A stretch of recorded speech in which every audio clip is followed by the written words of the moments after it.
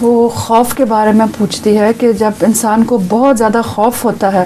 وقت کے ساتھ وہ خوف تو کم ہو جاتا ہے لیکن جسم کے اندر اثر رہ جاتا ہے اس خوف کا، اور انسان بہت بیمار ہو سکتا ہے، اور پھر سائیکالوجسٹ کے پاس جب جاتی، بڑا لمبا پروسیس ہے ٹھیک ہونے کے لیے، تو وہ پوچھتی ہے کیا اس کے لیے کیا علاج کرنا چاہیے، اور ہومیوپیتھی میں ہے بھی کوئی علاج اس کے بارے میں؟ ہومیوپیتھک میں خوف کے علاج ہیں،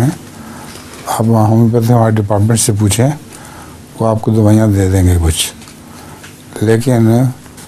اصل جو ہے اس کا علاج تھراپی، وہ تو دعا میں اللہ تعالیٰ کے حضور گڑ گڑا کر دعا کرنی چاہیے